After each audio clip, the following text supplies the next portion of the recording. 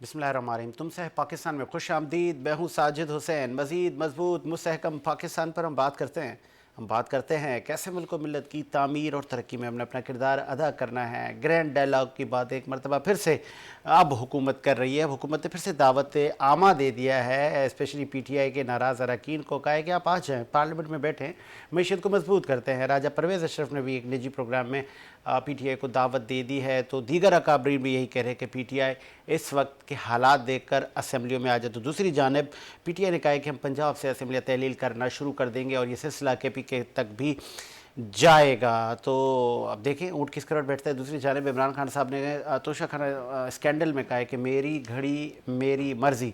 तो जवाब तो तमाम ही हुकूमत से लेकर तमाम जो सहाफ़ी हजरात हैं या जो मीडिया हाउसेस हैं या आम अवाम हैं वो कहेंगे कि खान साहब आपने कानून बनाया था, फिर उस कानून का क्या किया, कहीं आपने तो नहीं तोड़ा। तो खान साहब पर भी इस वक्त हुकूमत कई इल्ज़ामात लगा रही है। उनको वो कैसे डिफेंड करेंगे या कि वो असम्बली में बैठ जाएंगे। उसके बाद हम बात करेंगे कि 15 जनवरी को कराची हैदराबाद में भी इलेक्शन होंगे। तो ये जो बल्दियाती इलेक्शन हैं क्या ये होंगे, चेमा को ये हैं कि होते हुए नज़र नहीं आ रहे, लेकिन अलबत्ता फ़ाइनल डेट दे दी गई इलेक्शन कमीशन ऑफ पाकिस्तान से। किसकी जीत होगी? हमने देखा कि सिंध ने कई अजला में क्लीन स्वीप किया। अब कराची और हैदराबाद का मार्का है जिसमें PTI से लेकर जमात इस्लामी कई तंजीमें पर तोड़ रही हैं। तमाम पर बात करेंगे। स्टूडियो मेरे साथ मौजूद हैं। आपका ताल्लुक़ पाकिस्तान तहरीक इंसाफ से है, इमरान मिर्ज़ा साहब। बहुत शुक्रिया इमरान, आपने टाइम दिया। उनके साथ पाकिस्तान पीपल्स पार्टी से आपका ताल्लुक़ है, आप हुकूमत को डिफेंड करेंगे, मखलूत हुकूमत का हिस्सा है पाकिस्तान पीपल्स पार्टी। रज़ाक बाजवा साहब, आपका भी शुक्रिया। बाजवा साहब, मेरी घड़ी मेरी मर्ज़ी खान साहब ने कहा है, तो किस हद तक वो ठीक कह रहे हैं कि वो कह रहे हैं कि यार आप इस इशू को छोड़ें, आप मईशत की बात करें, आप घड़ी के पीछे पड़ गए और पूरी दुनिया में आप लोगों ने वावेला किया हुआ है।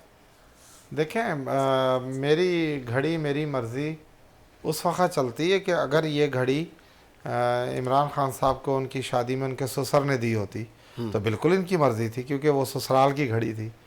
ये घड़ी एक कंट्री ने एक कंट्री के प्राइम मिनिस्टर को दी।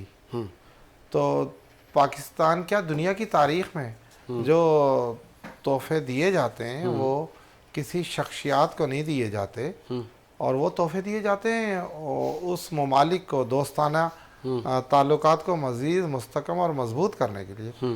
तो सऊदी हमारा जो है वो बहुत बिरादर मुल्क है और उन्होंने बहुत बड़ा तोहफ़ा पाकिस्तानी कौम को अता किया, उन्होंने दिया। और ये तोहफ़ा देने का मतलब ही उनका ये था सऊदी अरब का कि हम आपके भाई हैं, हम आपके बिरादर हैं, हम आपके खैर ख्वाह हैं। अब खान साहब, मुझे नहीं समझ में आ रहा कि इमरान खान साहब ये क्यों कह रहे हैं कि मेरी घड़ी मेरी। भाई आपकी घड़ी कहाँ से आई? आपको घड़ी शादी में मिली थी या आपको शायद ये कहना हो कि या रकम अदा कर दी है, पैसे दे दिए हैं खजाने में। वो पैसे क्या दिए साजिद भाई? घड़ी एक तोहफा दिया गया था बिरादर मुल्क की तरफ से। उस घड़ी को पहले फरोख्त किया गया। उस घड़ी को जब फरोख्त किया गया, जब वो घड़ी फरोख्त होने के लिए मार्केट में गई, क्यों वो आम घड़ी नहीं थी, वो कहीं वो सदर रीगल चौक में बिकने वाली घड़ी नहीं थी कि आप जो उसे बेचने चले जाएं। वो घड़ी बहुत कंपनियां, मतलब एक दो भी नहीं बनाती, वो तो ऑर्डर पे बनाई जाती हैं। और जब वो घड़ी कंपनी ने देखा कि ये फलां ममालिक के बादशाह ने हमसे ख़रीदी थी, तो उन्होंने उसकी NOC के लिए या उनकी इत्तला के लिए उन्हें इत्तला की कि जी ये घड़ी हमें फ़रोख्त होने के लिए आई है, तो आपकी क्या रज़ा है, आपकी क्या, आपने ख़ुद। उन्होंने कहा यार ये तो घड़ी हमने पाकिस्तान के प्राइम मिनिस्टर को दी थी। और उन्होंने, लेकिन क्योंकि वो बड़े ज़र्फ़ वाले लोग हैं, बहुत आला ज़र्फ़ के लोग, उन्होंने कहा कि जी आप भली ले लें और ये घड़ी हम आपसे ख़रीद भी लेंगे या आप भली ख़रीद सकते हैं। हमने तो दी थी अपने किसी दोस्त को और पाकिस्तान के प्राइम मिनिस्टर को। खैर वो घड़ी उन्होंने जो है खान साहब ने, अच्छा उसके सबूत हालिया 2 दिन पहले एक ऑडियो जो लीक हुई है जिसमें खान साहब की मिसिस और जो वो जुल्फ़ी बुखारी साहब के दरमियान जो गुफ्तगू हुई है वो पूरी कौम सुन रही है। देखें, ये खान साहब ने घड़ी नहीं बेची, हमारे मुल्क की, मैं तो कहता हूँ ये पगड़ी और इज्जत बेची है। क्या माशरे को हम मुंह दिखाएंगे कि हम वो लोग हैं कि हम तोहफे तो इसलिए दिए जाते हैं कि वो एक यादगार बनाया जाता है, बताया जाता है। काश ये घड़ी तोशा खाना में होती या पाकिस्तान के किसी अजायब घर में रख देते खान साहब। कहते देखें मेरा ज़र्फ ये है कि घड़ी की मालियत 30 करोड़ थी या 20 करोड़ थी या 22 करोड़, मुख्तलिफ इसकी कीमतें लोग लगाते कि जी मैंने, क्योंकि मुझे इन चीज़ों से लालच नहीं है और मैं बिल्कुल ईमानदार बंदा हूँ, मुझे ये घड़ी नहीं चाहिए, ये फलाने अजायब घर में पड़ी हुई है और ये मुल्क की अमानत है। लेकिन क्या उन्होंने किया, क्या किया, ये तो घड़ी नहीं, आप बहुत सारे आप मामलात लोग फिर अरेस्ट करें ना सर, अगर उन्होंने कोई नुकसान मैं कहता हूं कि ये इंशाल्लाह ये ऐसा ही होगा, ऐसा ही होगा और ये इंशाल्लाह ये वक्त आने वाला है, मैं समझता हूं कि बिल्कुल ठीक है। इमरान, मेरी घड़ी मेरी मर्जी, तो खान साहब ठीक कह रहे हैं। देखिए मैं सुन रहा था अभी सारी बातें गुफ्तगू, लेकिन मैं थोड़े से आपके गोशे गुजार कर दूं कि हर मुल्क के कवायदे अपना कानून और कवायद होते हैं, हर मुल्क के, ठीक है। अच्छा, जब कोई मुल्क दूसरे मुल्क के प्रेसिडेंट को या प्राइम मिनिस्टर को कोई तोहफा दे रहा होता है तो बेसिकली वो सही कहा रज़ाक भाई ने कि प्राइम मिनिस्टर के पास जा रहा होता है, लेकिन वो बेसिकली एडीसी जो है वो वसूल कर रहा होता है, ठीक है उसका, और एडीसी टू एडीसी आती है, उसके बाद वो एडीसी जो है वो जाके तोशा खाना में जमा करा देता है। अच्छा, तोशा खाना जो है वो कैबिनेट डिवीज़न के अंडर सुपरविज होता है। उसके बाद क्या होता है, कैबिनेट डिवीज़न उसके बाद फिर एक लेटर लिखता है प्राइम मिनिस्टर को कि जी आपको तोहफे के अंदर ये चीज़ मिली थी, तो लिहाजा अगर आप इसको अवेल करना चाहें तोहफे को, तो आप इतनी परसेंटेज जो है ड्यूटी है, टैक्सेस है, वो आप दें तो आप इसको अवेल कर सकते हैं। उसके बाद उन्होंने टैक्स दिया, और टैक्स करने के बाद उस घड़ी को ले लिया। अब जाहिर सी बात है, जब ले लिया तो मिल्कियत खान साहब की हो गई। अब खान साहब सही कह रहे हैं, मेरी घड़ी मेरी मर्जी। अब वो खान साहब कुछ भी करें, तो बात ये है कि जहाँ आप कह रहे हैं कि जी गिरफ्तारी का मसला, तो कैसे गिरफ्तार करेंगे, कानून मौजूद है। खान साहब ने पैसे कितने जमा करवाए थे, कितने में खरीदी थी वो घड़ी, देखिए उसकी जो और बेची कितने में, घड़ी बेच करके नहीं, देखिए बात ये है कि उसको फिर एवेल्यूट किया जाता है कि उसकी जो है क्या इसकी वैल्यू है। तो 2-3 जगह जो मार्केट से भी लेते हैं और दूसरी जगह से भी लेते हैं, तो उस वक्त जो उसकी कीमत आई थी मेरे ख्याल से 7 करोड़ या इस तरह के समथिंग थी। चले, तो फिर आप लोगों ने झूठ क्यों बोला कि एक इस्लामाबाद के दुकानदार पे हमने बेची थी, वो आपको दिखा रहा है कि ये रसीदें भी झूठी हैं, मैं तो भाई खौफ से दुकान ही बेच के चला गया। आप लोगों ने उमर ज़हूर को बेची हैं, तो सच बताएं भाई, उमर ज़हूर को दे दी हमने। देखिए बात ये है कि अब एक चीज़ है, एक जब मालिक है उस कह रहा है मेरी घड़ी मेरी मर्जी, अब वो इस्लामाबाद में बेचे, दुबई में बेचे, कहीं पे भी बेचे, ठीक है, वो उसकी मर्जी। मालिक है, देखिए मालिक एक मालिक है, देखिए मालिक है। अब इस्लामाबाद में बेची या उमर ज़हूर को बेची, आप एक कर दें। देखिए बात ये है कि एक शख्स मालिक है, अब वो काले चोर को बेचे, किसी को भी बेचे, उसकी मर्जी है। फिर उस बात ये है कि चले उस घड़ी को बेचने के बाद जो उसके पैसे इस्तेमाल हुए नोबेल कॉज पे इस्तेमाल हुए, उसकी जो है सड़क बनाई गई। लेकिन साथ साथ जब आप घड़ी की बात कर रहे हैं तो मेरे ख्याल से तो आप उसकी भी बात करें जो घड़ी बड़ी कि गाड़ी बड़ी। उन्होंने तो गाड़ियां जो कि कानून ही नहीं बनता कि आप तोशा खाने से ले सकते थे, इन्होंने तो गाड़ियां मर्सिडीज गाड़ियां भी निकलवाई, कौन कौन सी, नून लीग वालों ने, अपना नवाज शरीफ साहब ने, जरदारी साहब ने, इन्होंने तो गाड़ियां तक वहाँ से निकलवाई, उसको भी नहीं छोड़ा। सर जी बहुत खूबसूरत बात की आपने इमरान भाई। देखें नवाज शरीफ साहब को आप लोगों ने कहा चोर, ऐसा ही है, ऐसा ही है ना। हम लोगों ने भी कहा कि साबिक नवाज शरीफ आप चोर हैं, आप ये बताएं ये कैसे ली गाड़ी। आज जैसे हम खान साहब को चोर कह रहे हैं, तो आप फिर तस्लीम करें कि अगर उन्होंने भी गलत किया तो खान साहब ने भी गलत किया। नहीं, देखिए इसमें मेरा कायद है, देखिए आपका इस वक्त कायद है, आप उसके फॉलोअर हैं, लेकिन देखिए अल्लाह को भी तो जान देनी है। चले ठीक है, इसमें देखिए फर्क है। गाड़ी आप किसी सूरत से आप नहीं ले सकते तोशा खाने से, बचा कहा आपने, लेकिन घड़ी जो है उसका वो कानून मौजूद, उसका कानून मौजूद है, कम पैसों में, तो कम पैसों से ड्यूटी पे करके। अच्छा फिर चलें आखिरी सवाल आपसे घड़ी के मुतालिक, फिर मैं आगे बढ़ जाता हूँ। आप कहेंगे कि यार साजिद भाई घड़ी को लेके ही बैठ गए, जगह सही नहीं हुई पूरी दुनिया में हमारी, तो क्या किस बात की जगह सही हुई मुझे बताएं। अच्छा अब मैं आपको गहराई में लेके जाता हूँ, किस बात की जगह सही हुई। आप और हम तो वजीर आजम नहीं है, हम तो एक आम शहरी हैं। वजीर आजम का मनसब तो बहुत बड़ा होता है।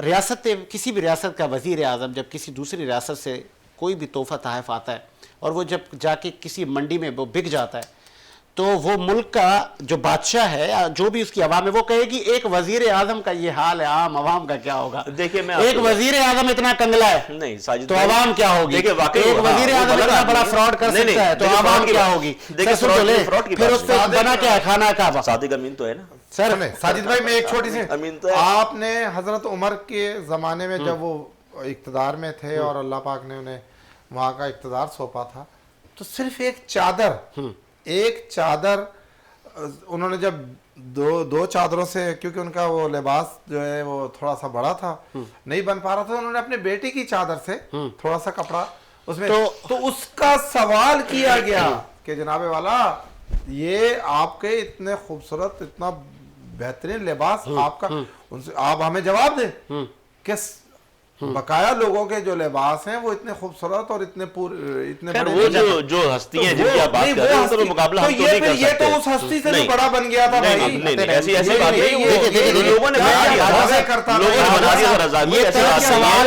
ये तर्क सवाल आ जाते इसलिए हो रहे हैं कि आपने मदीना की रियासत बनाने, देखिए बात ये है, आपने साजिद भाई मदीना की तस्वीर वाली घड़ी रखते नहीं है और मदीना बना। अच्छा अब आप सुनिए, बात ये है कि देखिए मदीना की रियासत वाली पहली भी बात निकली थी, तो मैंने कहा था कि मदीना की रियासत इस तरह से नहीं होता कि जी आप देखिए एक इंसान आप नजरिया देता, सोच देता है। सोच क्या होती है कि जी आप जो है तोल में कमी बेशी ना करें, ठीक है, आप सच बोले, आप सच बोले, आप सच 2 करोड़ रुपए की घड़ी 28 करोड़ में बेच देते हैं। देखिए और आप अच्छा चले ठीक है, आप मुझे बताएं कि एक तो ये जो मैंने आपको पूरी अभी कहानी बताई कि जी कैबिनेट डिवीजन होता है, वो लेटर लिखता है, एविलेट होती है, उसकी प्राइस डिस्कस होती है, एक प्रोविजन मौजूद है, ये कानून देखिए कानूनी तौर पे उन्होंने अपनी अलमारी में सजा देते ना, इससे भी बड़ा काम किया ना उन्होंने, इससे बड़ा काम किया उन्होंने, घड़ी बेच के जो है वो सड़क बनवा दी, सड़कें बना दी। अब मुझे बताएं इससे बड़ा और नोबेल पास है ना, मुझे बताएं अच्छी बात है। तो आप ये देखें प्राइम मिनिस्टर को कितने कि वो प्राइम मिनिस्टर भी, लेकिन ये है कि उसको एक एक चीज का जो है वो चाहता है कि ये अवाम की जो है फलाह के अंदर अगर कोई पैसा तोहफा भी मिल रहा है तो अवाम की फलाह में खर्च हो। तो अब ये आप बताएं उस बात को आप लोग पकड़ के बैठ गए तो घड़ी ऐसा कौन सा गुनाह कर दिया। दूसरी बात ये है कि देखिए आप चोर देखिए पनामा, जो आपको पता है पनामा कितना इंटरनेशनली था ना, बेसिकली तो इंटरनेशनली चोर जो बोला गया वो पनामा की लीक हुई। उसके बाद पीटीआई की गवर्नमेंट के अंदर, जब पीटीआई की गवर्नमेंट थी तो उस वक्त केस नहीं बनाया पीटीआई ने पीडीएम के खिलाफ, और जितने भी पुराने केसेस थे जो नून लीग ने बनाए थे पीपल्स पार्टी के लिए और पीपल्स पार्टी ने जो बनाए थे नून लीग के लिए, ये चलता रहा। बाजवा साहब, इमरान साहब कह रहे हैं कि यार हमने नोबेल कॉज पे काम, सड़क बनवा ली तो अब छोड़े ना, तो अब आप लोग भी छोड़े, अच्छा नाज़िम बन जाते हैं वहां बनी गाना यूनियन काउंसिल के और अपनी सड़क बनवा लेते। अभी प्राइम मिनिस्टर है ना 27 किलोमीटर के प्राइम मिनिस्टर साहब है, 27 किलोमीटर में क्या कर रही है तो बताएं, वहां भी नहीं कर पा रहे बेचारे। डॉलर भी इस वक्त मौजूद नहीं है इंपोर्ट के लिए, दवाइयों की फैक्ट्री बंद हो गई। रज़ाक भाई जो शोर करके आए कि महंगाई महंगाई महंगाई, किधर है वो महंगाई? महंगाई ने तो डबल कहां से कहां पहुंचा दिया। आज़म था जो मुल्क को बनाता, तब्दीली लाता, सारी कौम को जो है ना वो खाली एक गाड़ी के पीछे लाइट के लगा दिया उसने। पूछ लेते हैं, इस वक्त में ज्वाइन किया है इंसान दोस्त पार्टी के रहनुमा जनाब कैस मंसूर शेख साहब ने। कैस साहब खुश आमदीद कहेंगे शो में। अस्सलाम वालेकुम सर, कैसे हैं? ठीक है, वालेकुम अस्सलाम। कैस साहब बताइएगा कि क्या तैयारी है आपकी बल्दियाती इलेक्शन के हवाले से? इंसान दोस्त तंजीम क्या कहीं पार्टी में जम होने जा रही है या कि अपनी हैसियत से आप लोग कंटेस्ट करेंगे इलेक्शन? हमारी हैसियत बड़ी पार्टियों से बड़ी है सर माशाल्लाह बल्दियात में, तो हमें कोई फिक्र नहीं है और बहुत भरपूर तैयारी है। पहले भी तैयारियां करते रहे और ये पोस्टपोन होते रहे, लेकिन इस दफा नहीं लग रहा कि पोस्टपोन होंगे, क्योंकि एडमिनिस्ट्रेटर भी चेंज हो गया ना, तो ये सिग्नल है इस दफा कंफर्म इलेक्शन होंगे और इंशाल्लाह जिन लोगों ने काम किया होगा, जो ऑनेस्ट होंगे वो जरूर जीतेंगे। लोगों को भी पहचान होगी, अच्छे बुरे लोग जरूर वो लोग जीतेंगे, अल्लाह ने चाहा तो फिर जब आपके कैंडिडेट खड़े होंगे तो सामने जो पॉलिटिकल पार्टियां हैं वो उनको कुछ दे के बिठा देंगी, सीट एडजस्टमेंट हो जाती है ना सर? नहीं सर, अब लोगों को पता चल गया कि अब नहीं बिकते लोग। अच्छा, बिकने का अब आप देख लें, इस वक्त जब गवर्नमेंट चेंज हुई थी फेडरल की, उसके बाद जो लोग बिक के गए थे वहां पे उनका हाल क्या हुआ और कितना प्रोपेगेंडा हुआ। तो अब ये चीज एक मैसेज तो पहुंच चुका पूरी दुनिया में कि अब लोटों की कदर नहीं है, तो लोटा अब नहीं कोई बनता इंशाल्लाह ताला।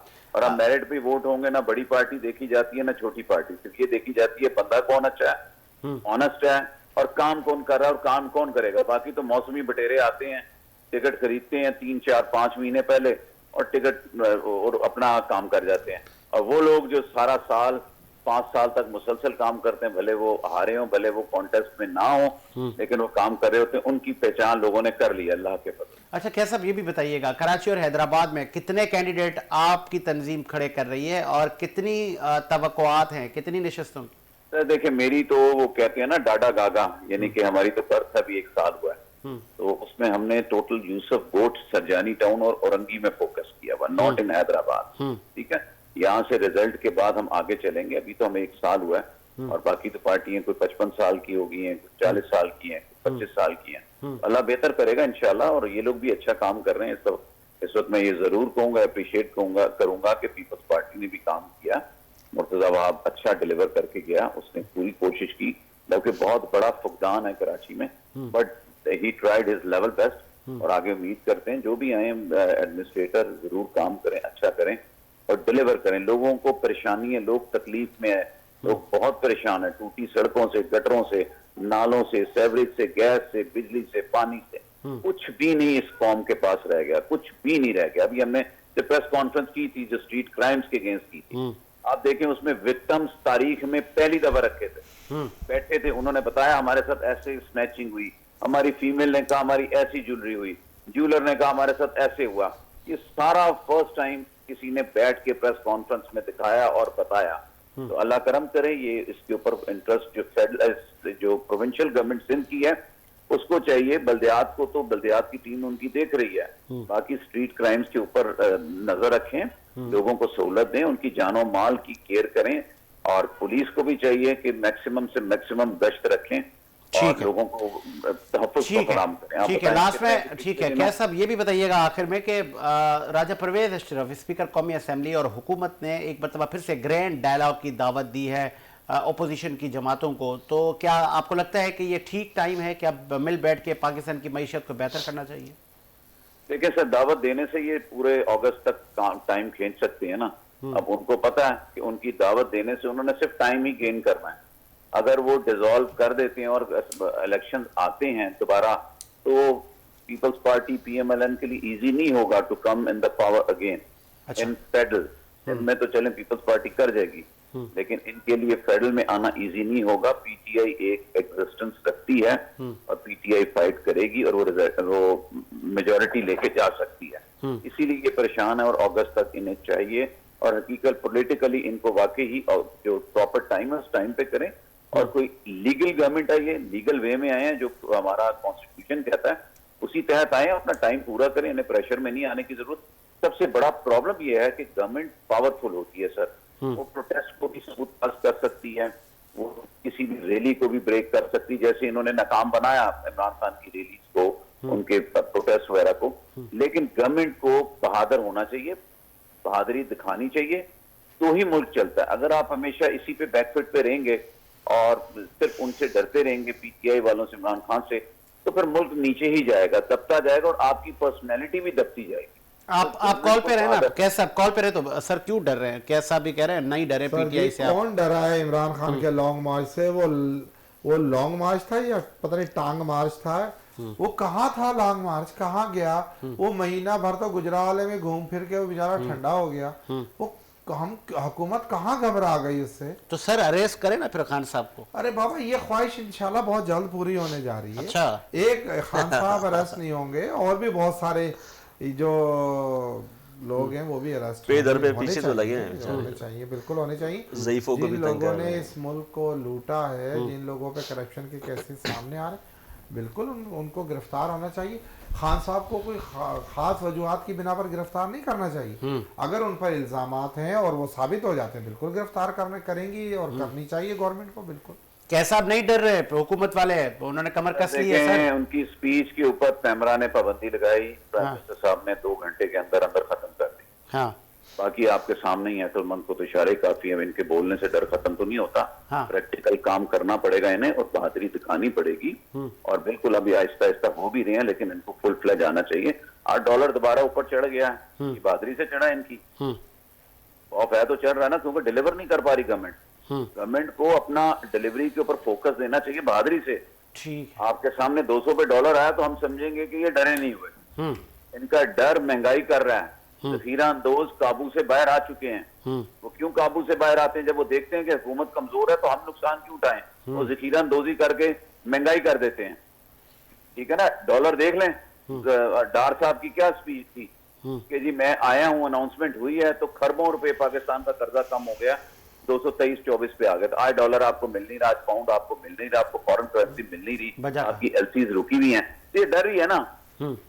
इन्हें चाहिए फ्रंट फीट पे खेलें, बहादुरी से आए, स्टेप्स लें और ये डायलॉग करते रहिए। टीम सिर्फ डायलॉग के लिए रखें, बाकी डिलीवरी के लिए रखें टीम, जिससे मुल्क चलना है। और देखें ये वीकनेस ऑफ गवर्नमेंट हर कोई जज कर रहा है, अमेरिका भी जज कर रहा है, यूके भी जज कर रहा है, जर्मनी भी जज कर रहा है। और अगर जब गवर्नमेंट वीक चल रही होती है तो फिर हाथ ऊपर नहीं रखा जाता किसी का। ये बाद में इनको परेशानी होगी। टाइम तो पूरा कर लेंगे, ये अगस्त तक कर लेंगे या रोजों के बाद कर लेंगे, लेकिन ये आगे इनके ऊपर हाथ कोई नहीं रखेगा अगर इन्होंने अभी डिलीवरी का नहीं सोचा। बहुत खूबसूरत बात, बहुत खूबसूरत बात भी की। हैं। बहुत शुक्रिया कैस मंसूर साहब, आपने अपना मौकिफ दिया। सर राना सनोल्ला साहब भी रिहा हो गए, झूठा निकला केस वो भी। अब आप इस पे भी कहेंगे कि नहीं वो कुछ इधर उधर हो गई थी कहानी। एक साहब कहते थे अल्लाह को चेहरा दिखाना है, बात यह है कि अल्लाह को जान देनी है अल्लाह को। देखिए बात यह है कि बात ये है यहाँ पे जो आप राना सनाउल्लाह, देखिए एक चीज़ जब अदालत में चली जाती है तो वहाँ पे जाहिर सी बात है एविडेंस चाहिए होती है, जिसे दूसरी चीज़ें चाहिए होती हैं, आमने सामने वकील होता है, क्रॉस क्वेश्चन होता है, एक उसका तरीक़ेकार। अगर जाहिर सी बात है अदालत ने अगर रिहा किया तो शायद मेरे ख्याल से एविडेंस जो है उसके अंदर कुछ कमी होगी, इस तरह की चीज़ें होंगी। फिर दूसरी बात यह कि देखें राना सनाउल्लाह की चले ठीक है बात अपनी, लेकिन बात यह है कि हमारे इस वक्त लोगों को जिस तरीके से वो बुजुर्ग जो है हमारा आज़म सवाती साहब जो है बहादुर इंसान, बलूचिस्तान वालों ने हाई कोर्ट ने आप उसका जी सारे केसेस इनकी FIRs वगैरह सारी ख़त्म की जाए। उसके बाद ये बात होनी थी 18 FIR जो इन्होंने यहाँ पे सिंध में उसकी काट दी गरीब की। उसके बाद शहदाद कंबर कोर्ट वहाँ ले जाके पेश कर दिया।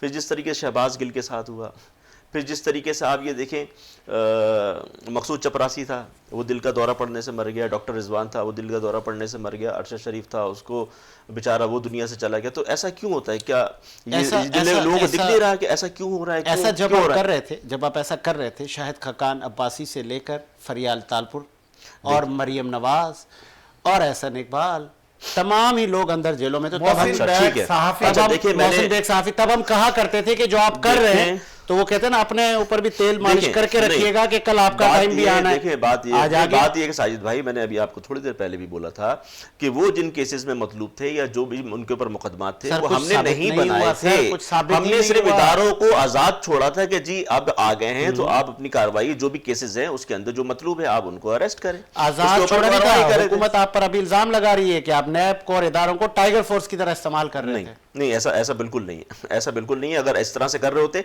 तो इस वक्त ये नवाज शरीफ जो है वो लंदन में जाके नहीं बैठे होते, इस वक्त ये पाकिस्तान में ही होते। और जो जमानत दी थी शहबाज शरीफ साहब ने 50 रुपए के स्टैम्प पेपर, तो एलिगेशन इनके ऊपर भी बनता था। हाई कोर्ट, सुप्रीम कोर्ट में इन्होंने 50 रुपए का स्टैम्प पेपर भरा था ना, तो किधर गए वो तमाम चीज़? अभी तो आपके तो बहुत सारे मतलब 2-4 लोगों के साथ ये इंसिडेंट्स हुए हैं, आप लोगों ने तो तकरीबन नहीं देखे हमारे सफाया कर दिया था। नहीं देखिए मैं आपसे यही कह रहा हूँ कि वो जो केसेस जिसके ऊपर कार्रवाई हुई है वो तो हमने तो नहीं बनाए थे ना, वो सारे नून लीग ने, खुद नवाज शरीफ वालों ने जरदारी वालों को बनाए थे, जरदारी वालों ने इन लोगों के लिए खड्डे खोदे हुए थे। आपको याद होगा एक ब्रेकिंग आती थी फालूदे वाले का अकाउंट, वो धोबी का अकाउंट, फालूदे वाले के अकाउंट और आपके गोलगप्पे वालों के और जो चाट वालों के अकाउंट तो पैसा निकला था, वो जाके कहाँ उसका सिलसिला जुड़ा आपको कड़ियां मिली? जरा एक बात पता है सुन तो मिली ना, सुन तो ले, हमारे किसी बंदे के साथ आप कहें कि फालूदे वाले के जो पैसे निकले हैं वो साजिद के, वो भाई तो फालूदे वाले के अकाउंट से निकले हैं, मेरे अकाउंट से निकले, मैं इसका जवाब कैसे हो सकता हूँ? देखें बात ये है कि तब आपने ये कहा था कि ये पैसे ज़रदारी के, ये पैसे नवाज शरीफ के, भाई आपके कहने से कैसे सर साबित करें ना, इन्वेस्टिगेट करें ना इसको, एजेंसीज बैठी इन्वेस्टिगेट करें। 3.5-4 साल आप लोगों ने इन्वेस्टिगेट नहीं किया। मकसूद चपरासी जो था वो तो सलमान शहबाज का चपरासी थे ना, उसके 3,000 रुपए की ट्रांजैक्शंस हो गए। तो ये बात ये आप बताएं ना, वो पैसे चपरासी ने तो नहीं कमाए होंगे? मुझे याद है उस वक्त साबित से आसिफ अली जरदारी का हामिद मीर साहब ने इंटरव्यू किया और कहा जरदारी साहब फालूदे वाले का अकाउंट आ गया है और आपसे मंसूब है, तो बड़ी खूबसूरत उन्होंने उस वक्त बात की थी। उन्होंने मीर साहब से कहा था मीर साहब मेरे अकाउंट से गए? कहा नहीं। तो बोले जाके पकड़ लो फालूदे वाले को, मेरा नाम बीच में से कहां से आ गया? तो आप ये समझते हैं कि तो मैं अगर आप अपने अकाउंट से पैसा आपको डालूंगा? ट्रांजैक्शन हो ही ना, आपको पता है जब करप्शन हो रही होती है जाहिर सी बात है किसी थर्ड पार्टी से पैसा आ रहा होता है, वो अपने नाम पे नहीं ले रहे उन्होंने अपने चपरासियों के, लेकिन थे तो उनके मुलाजिम। ये बात कैसे है? ये बात कैसे है कि ये साबित अगर रज़ाक भाई साबित नहीं हो रहा तो ये तो एजेंसीज के बाल है, लेकिन अवाम को तो पता है इस पाकिस्तान के साथ हुआ क्या है। सिरे महल जो खरीदा वो छोटी मोटी प्रॉपर्टी तो जरदारी साहब को श्री महल खरीदा, छोटी प्रॉपर्टी थी, आप मुझे बताएं, चलाया, ठीक है। एवन फील्ड, उसके जो इन्होंने इंक्वायरी किया उसके अंदर बरी हुई, और जाके फिर एवन फील्ड के अंदर वहीं बैठ के मरियम नवाज साहब जो है साहिबा जो है वो वहीं पे प्रेस कॉन्फ्रेंस कर रही है। इससे बड़ी और शर्म की क्या बात होगी? नहीं, ये तो ख्वाब आ रहा है ना आपको कि जरदारी के होंगे ये पैसे, देखिए आपने अज्यूम किया। देखिए अच्छा, कोई सबूत तो नहीं है। अच्छा चले मुझे बताएं ना, मनी ट्रेल पेश करें, कौन से कारोबार हैं ऐसे?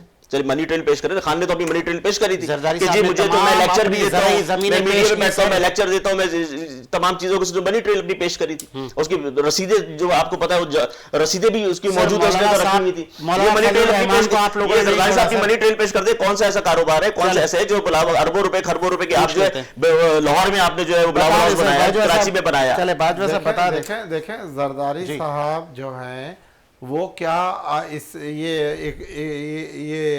पहली बार वो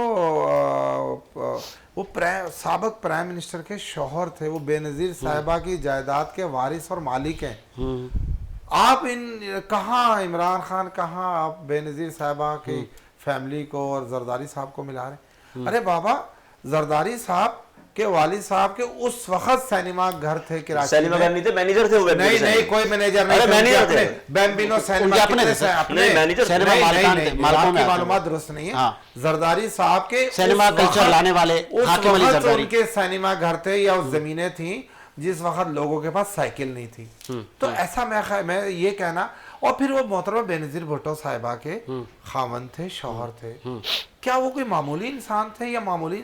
ऐसा ये इल्जामात लगाए जाते हैं जरदारी साहब की जात को बदनाम करने के लिए, इनके हाथ कुछ है। आप अपना हिसाब दें, ये फराग होगी कौन थी, उसने कितनी करप्शन की, उसने मलिक रियाज से कितनी जमीनें हासिल की हैं, उसने कितने, आप अपने हिसाब देने के बजाय आप हिसाब लें ना बाजा, ये तो दिया नहीं, बिल्कुल इदारे ले। देखे उस वक्त का जो एहतसाब का जो चेयरमैन जिसे लगाया गया था, आप देखेंगे उस पर कितना करप्शन का इल्जाम है। जो खान साहब के दौर में जो एहतसाब सेल का चेयरमैन था, वो आज कहाँ है? और उस वक्त के DGFIA देखें, चले सियासतदान तो एक दूसरे पर इल्जामात लगाते हैं, कहते हैं अपने आप को अच्छा साबित करते हैं, लेकिन उस वक्त के DG बशीर मेमन साहब, यार रिकॉर्ड पर है हर चीज। आप किस चीज को इग्नोर करेंगे? आप किस चीज इल्जामात को? आप शहजाद अकबर अभी तक गायब है, मशहूर मतलब शहजाद अकबर साहब कहाँ हैं? कितना पैसा उन्होंने करप्शन की नजर आ रहे और आप कहते हैं कि शहजाद अकबर साहब आ रहे हैं? कहाँ आएंगे जी? मुल्क है उनके आना चाहिए, उनका नाम भी नहीं है कहीं, वो तो गायब हो गए, वो तो छूमंतर हो गए। उस वक्त उनके भाई अगर कोई करप्शन करी है तो ठीक है, बनाएं केसेस, बनाएं, प्रूफ करें, देखिए बनाएं केसेस, बनाएं। आप सियासतदानों पे इल्जाम लगाते हैं, आप नवाज शरीफ पर या हमारे पीपल्स पार्टी, आप बताएं कि उन पर तो कुछ साबित नहीं किया। चले लास्ट में जी बताएं, हमारे बाजा साहब जराए बता रहे हैं कि 15 दिसंबर से पेट्रोलियम मसनूआत की कीमतें कम होने जा रही हैं। बिल्कुल 28 रुपए कम होने जा रहे हैं। अच्छा, इंशाल्लाह। कब ये रिलीफ कब तक चलेगा? या कि देखिए मैं आपको बताऊं, अब पीटीआई वाले तो सुकून में आएंगे। अल्लाह को हाजिर नाजिर करके कह रहा हूं, मैं पीडीएम की वकालत नहीं कर रहा हूं, मैं आपको बता रहा हूं कि मुल्क डिफॉल्टर होने से इस पीडीएम ने बचा लिया। ये बहुत बड़ी, इस रियासत के लिए मौजूदा सियासतदानों ने बहुत बड़ी कुर्बानी दी है। आप देखें कि मुल्क में महंगाई और वो हालात किसने पैदा किए थे? पीटीआई ने। भुगत मौजूदा हुकूमत रही है। कोई ये मौजूदा जो इक़्तिदार है, ये रियासत को बचाने के लिए हासिल किया गया है और उसको बचाकर दिखाया है। मुल्क डिफॉल्टर होने से आगे आपका सर लास्ट में जी बताइएगा कि अब तो पेट्रोल भी सस्ता होने जा रहा है और हुकूमत आपको कह रही है आए बैठे छोड़ें जी, देखिए पेट्रोल बैठने जा रहे हैं आप। देखिए पेट्रोल, पहले तो पेट्रोल पे आ जाए, पेट्रोल जो कह रहे सस्ता होने जा रहा है, पेट्रोल तो ऑलरेडी इस वक्त मार्केट में सस्ता हुआ है, ठीक है, इंटरनेशनली। ये तो इनकी नाअहली है कि इन्होंने इतनी प्राइसेस रखी है उस वक्त। नहीं देखिए इंटरनेशनली इस वक्त सस्ता हो चुका है। अच्छा फिर दूसरी बात ये कि जिस वक्त हम हुकूमत में थे उस वक्त तो 150 रुपए था, ना उसमें कोई लीवी थी, ना उसमें कोई टैक्स थे, नहीं देखिए कौन सा खर्चा डबल कर दिया? कौन सा कर्जा डबल कर दिया? अच्छा चलिए मेरे पास एक फिगर है, 27 अरब डॉलर कर्जा लिया, 47 अरब डॉलर कर्जा लिया हमारी हुकूमत में, ठीक है। उसमें 27 अरब डॉलर रीपे कर दिया, उसमें से 7 अरब डॉलर के जो है वो अपना इंटरेस्ट गया, 6 अरब डॉलर के जखायर बनाए, तो टोटल कर्जा हमारी गवर्नमेंट ने सिर्फ 5.5 अरब डॉलर का कर्जा लिया गया। अब आप इतनी आप बात कर रहे हैं, आप आपको नहीं बड़े पता। बैठने जा रहे हैं, खूबसूरती है, बैठने जा रहे हिसाब है। हैं, कुछ भी नहीं पार्लियामेंट किया। में जा रहे हैं बैठने पर। जी आज थोड़ी सी स्ट्रेटजी ये हुई है कि जनाब जितने भी नेशनल असेंबली के मेंबरान हैं वो असेंबली में जाके और ऑन द फ्लोर जो है जाके वहां पे रिजाइन करें। बस जी, नहीं जा रहे आप पार्लियामेंट में, इस्तीफा देके वापस आ जाएंगे बस। ओके। इनके बहुत सारे, मैं जिनको कुछ को तो मैं भी नाम लेना मुनासिब नहीं है, जो मेरे जाती दोस्त हैं इनके एमएनएस, कुछ दोस्त हैं मेरे, आप यकीन करें कि वो स्पीकर को कहते हैं, बोलते हैं यार इस मुसीबत से हमारी जान छड़ाओ, हमने इस्तीफे नहीं देने भाई। परवेज अशरफ ने भी कहा है कि हमें कॉल हाँ बिल्कुल, लेटर लिख रहे हैं, फोने कर रहे हैं, निजी दोस्तों को बीच में शामिल कर रहे हैं, यार मेरा ऐसे ही भाई वो मुझे बचाना, मुझे बचाना, मुझे बचाना। कहने में और अमली में फर्क होता है ना। सामने तो दूध पानी के पानी सामने आ जाएंगे, इतनी चीज़ों बड़ी में कौन सा मिसाल मसला है। कराची लिहारी शकुर शाह साहब ने अभी आपके वो तो शकुर शाह अकेला को शकुर पार्टी शाह से नहीं निकाल आया, दिया। अभी इस तरह के और भी लोग आए थे, वो पहला और भी लोग खतरा है। थे जो थे, आप देख देखिएगा। लें वो पेशावर से जो थे, अब वो जो थे वो उसको जाहिर पार्टी से निकाल दिया, हाँ, पार्टी से। उसको शकुर निकाल शाह दिया। को सर निकाल हाँ, दिया। ये शकुर तो शाह को भी सबको निकाल दिया। निकाल फिर दूसरी बात, मैं समझता जो हूँ अगर लोटे बने निकालने की बारी है थे, तो कुछ नहीं बचेगा, जो लोटे यही बने थे बात। वो सारे डीसी उड़ गए। उसके बाद आप देख लो ना, इलेक्शन हुए, सब आ गए, फिर दोबारा पीटीआई विन कर। चले जी, इसी उम्मीद के साथ कि मेरा मुख्तार आबाद रहे, साजिद हुसैन को इजाजत दीजिए। मुलाकात होगी नए प्रोग्राम के साथ। अल्लाह हाफ़िज़।